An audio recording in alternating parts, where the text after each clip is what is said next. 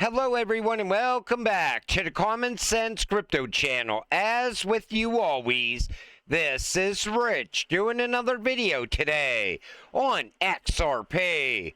So I hope you're all having a wonderful day today wherever you are in this great world. We're gonna talk about XRP. And I gotta start with this from Coin Bureau.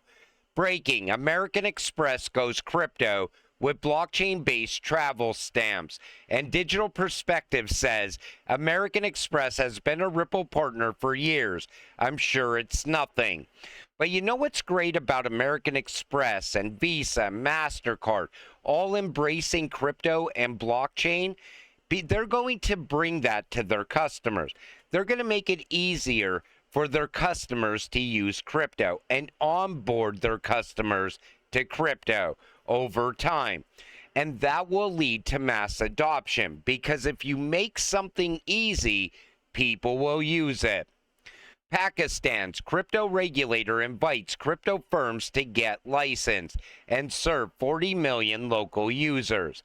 You know, Pakistan should have did this while Biden was still the president of the United States. Back then, during the crypto crackdown, crypto firms were leaving the U.S. one after another. Now, they want to get some of these crypto firms to come and build out in Pakistan. And they're saying that people from the U.S., firms from the U.S. or the EU, may apply for a license. It's going to be hard for a crypto firm to leave the U.S.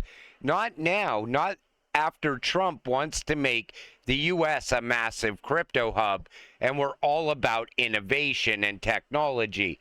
The time to do this would have been under Biden. Uphold CEO says $5 billion worth of XRP reserves belong to the customers, not the exchange. It would be great if every exchange looked at their crypto assets the way Uphold does. You know, I never saw any issues with Uphold. The only thing I ever see people complain about is the fees. They always say, well, Coinbase has better fees, or this exchange has better fees. My thing is, I don't trust any exchange. I don't care what they say, how transparent they are. To me, I'd rather custody my own crypto.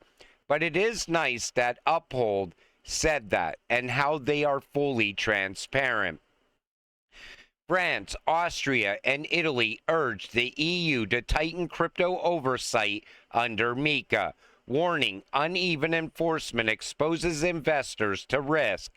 This highlights the critical need for a globally unified regulatory framework to secure markets and ensure consistent protection worldwide. So they want even tougher regulations. You know, I said it multiple times in the past. We are going to see global crypto regulations. Regulations are not going to be much different going from one country to another, because if they were that different, cross-border payments would never work. And I think the U.S. is going to have very similar regulations to MiCA. And once that is in place, USDT is done. I know Tether is now launching their new US-friendly stablecoin with Bo Hines. I want to see how that all works out going forward. But what's going to happen to USDT? They really didn't say much about what's going to happen there. And they're still minting more of it to prop up the price of Bitcoin. And you all thought crypto was a scam. ECB President Christine Lagarde calls for the acceleration of the digital euro. Take a listen to this. The release of Mario Draghi's report on the future of European competitiveness, it remains essential to follow up on its recommendations with further concrete action and to accelerate implementation in line with the European Commission's roadmap. Governments should prioritize growth-enhancing structural reforms and strategic investment while ensuring sustainable public finance. It is critical to complete the Savings and Investment Union and the Banking Union to an ambitious timetable and to rapidly establish the legislative framework for the potential introduction of our digital euro. So she wants to accelerate it even more. And it's coming out of the testing phase in October, next month. I want to see what happens with the digital euro. Honestly, I think the European Central Bank should have went down the path of a stablecoin instead of a CBDC. But then it would have been issued by a private issuer. And I don't think that Christine Lagarde wants to give up any type of power. I think it's going to struggle to gain adoption. I just want to see if it runs over the XRP ledger or not. Christine Lagarde left Ripple in the IMF. Here's the truth they'll never say. Like I was saying, you know, Ripple, a lot of people think that they're an arm of the IMF. Other people think Ripple is owned by the IMF. But Christine Lagarde did leave the IMF. But before she left, they're saying she let Ripple in. And I agree with that because Ripple was meeting with Christine Lagarde for years. And Chris Larsen is even on the high-level advisory group at the IMF as well. I think Chris Larsen is telling them, listen, if you want something that works in the future, you know, when it comes to SDRs, XRP would make the perfect ESDR. And there's documentation to back that up. Now, if XRP was to become an ESDR, we are looking at a 4-digit XRP easily. I mean, it would happen very quick. But the ties between Ripple and the IMF and the ECB, they go back years. And that's why I always said, we are invested in the future because the elites are the ones that position Brad at all of those tables. You know, that doesn't happen by accident. Think about it. Brad is the CEO of a crypto firm, right? And he's sitting down with the IMF and all these other big bankers, the BIS and so on. That does not happen by accident. Somebody made that happen. Cftc and the SEC alliance. Take a listen to this. This is a great clip. It's a very exciting time for the United States, and it's a very exciting time around the world. What really strikes me about the themes that we've been talking about during our session that goes together with trust is partnerships. And so for me, what's most exciting is the opportunity for greater partnerships and collaboration, not only amongst regulatory authorities. So you may have noticed that the turf war is over between the CFTC and the SEC. We are now best of friends, as we have been for decades. But it's also about partnerships and collaboration where, again, America is open for business. We're back. We want to see others come and invest, hire, and build in the United States. Not only that, but we're excited for the opportunities for U.S. companies to partner with others to explore and enter new markets, to reach these unbanked populations, to promote greater financial inclusion. And so truly through partnerships, I believe we all can achieve a shared economic prosperity. In the United States, the other reason why partnerships is so important is when you think about the diversity of our banking system. Of course, we have the largest banks in the world, but we also have over 3,000 community banks. And these community banks are very much focused on SMEs. They are the lifeblood in our different communities around the United States. You'll see them sponsoring Little League baseball teams in providing that capital for local businesses, for homeowners. And so how are these community banks going to be able to enter this new time? Take notice, she wants the smaller banks to enter this space as well. I thought it was great when she said the SEC and the CFTC are besties once again. But the fact that they're both aligned, that's perfect because that gives a level playing field as well. You got to remember, XRP and Ripple did not have a level playing field for years. Now the level playing field is coming. And with a level playing field, we will watch XRP decouple from Bitcoin.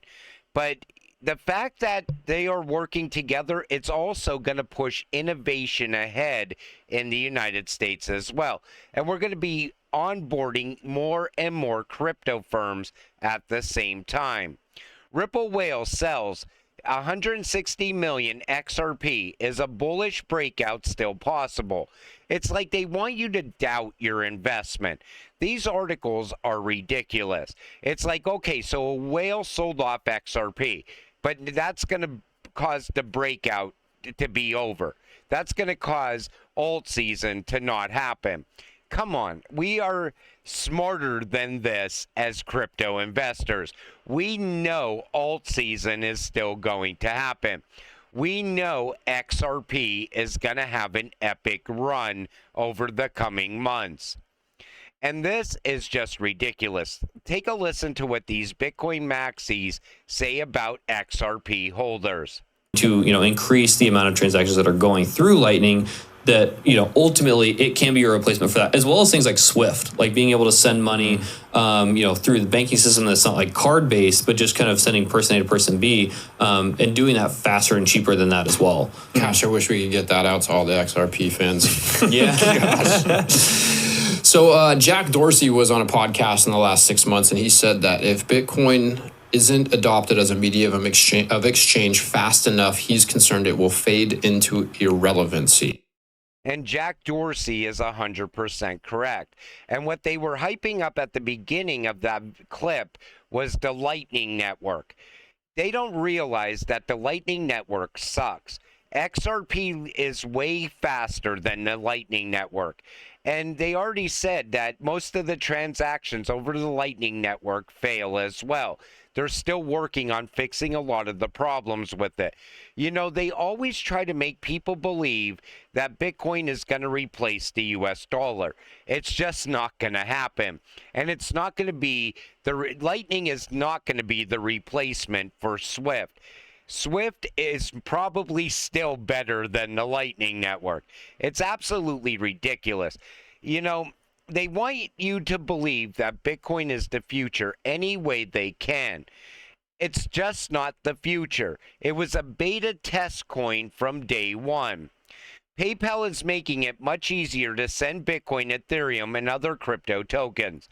So PayPal is launching PayPal Links, a peer-to-peer payment tool for messaging apps that will soon support transfers of Bitcoin, Ethereum, PayPal's PYUSD stablecoin, and other tokens. The program will first roll out in the United States before expanding to the UK, Italy, and other markets later this month. What this allows you to do is send crypto as easy as sending an email or a text message. I like the idea of this because, again, if you make something easy, people will use it. People will be sending each other crypto. And right now, there's no mention of XRP yet, but I'm sure that will happen with time. But, as XRP investors, right away, people always want you to believe there's going to be a replacement for XRP. There is no replacement for XRP. Ripple laid the rails for over a decade. Think about that. The rail system is almost complete. Once it's complete, it's go time. That will be when we see the flip of the switch moment, in my opinion. I think that's when XRP will go live on all of these rails. But, they promote the Lightning Network. Remember, that used to be the XRP killer as well at one time in the history of crypto. But it failed.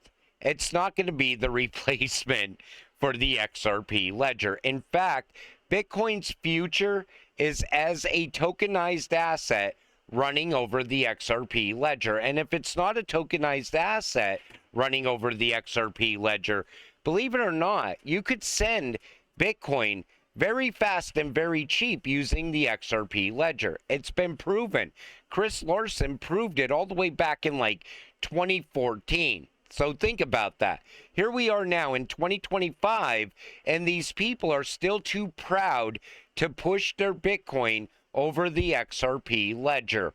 They'd rather use something like the Lightning Network, where transactions fail, and I still believe that Lightning at some point will be obsolete. It's tied to the World Economic Forum. You know, the World Economic Forum, what do they promote? They don't promote Bitcoin. They promote XRP, XLM, HBAR, and so on. Because the people that are pulling the strings at the World Economic Forum, they are the elites that see XRP and XLM and HBAR and so on as the future. They will be part of the new financial system. Lightning and Bitcoin will not. But until it all happens, stay patient, stay positive, and let's get rich together. With that said, I'm going to wrap up this video. I want to thank you all for watching. I appreciate all of you. I'll see you in the next one. Have a great night.